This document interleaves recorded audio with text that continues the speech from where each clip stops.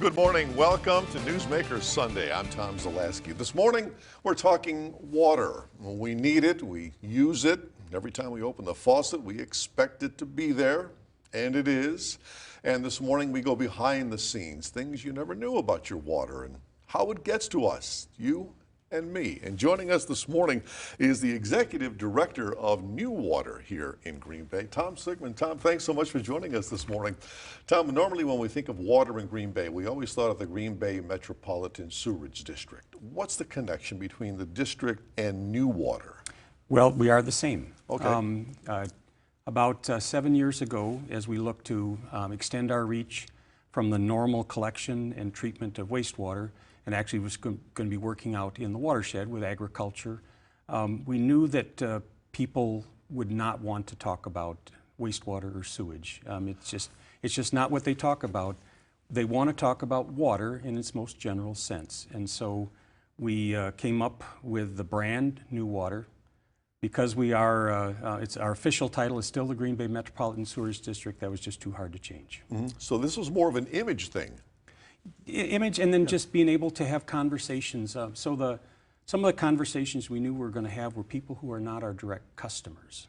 So they don't use our services, but primarily in the agricultural side or resource recovery, we needed to be able to connect with people who say, I don't really deal with wastewater. Mm-hmm. Overall, big picture, what does New Water do?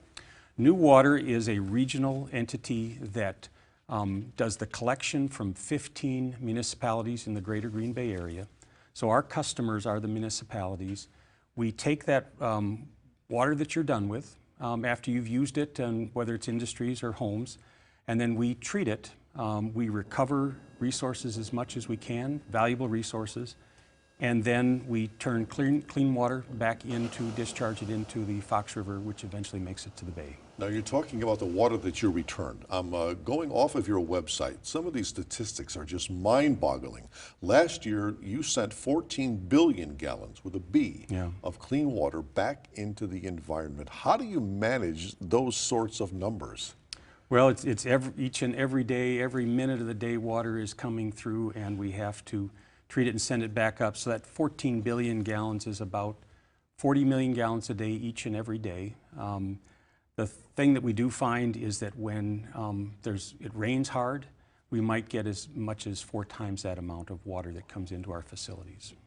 So for those of us who don't work in your industry, for we lay people, how does this process work? I do the dishes, I pull the plug, what happens? Well, most people don't think about what happens But we afterwards. And that's our job, is to not make you have to worry about it. We take care of it. So we take that water that has impurities that have been put into it, and then we remove those impurities, produce not quite drinking water, but clean water, put it back out, and then take the material that has been removed from the water. Some of it could be inorganic grit like sand, and some could be organic material. And we then take that material and allow it to be reused again.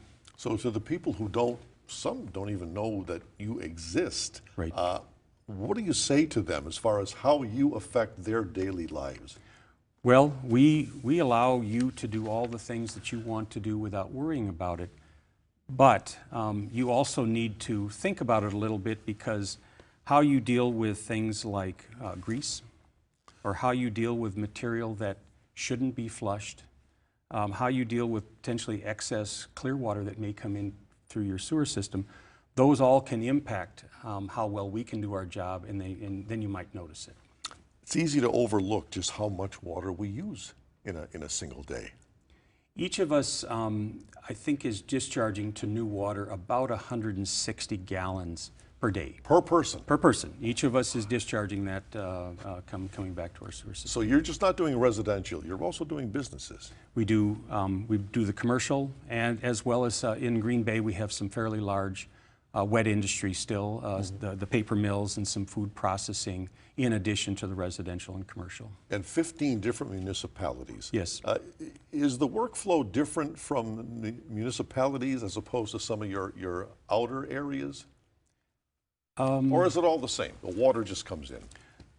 For the most part, the water just comes in. I think for some industries, it might be a little bit more unique because some of our industries actually do their own pre-treatment before they give us the water because it's just more cost effective for them to do that.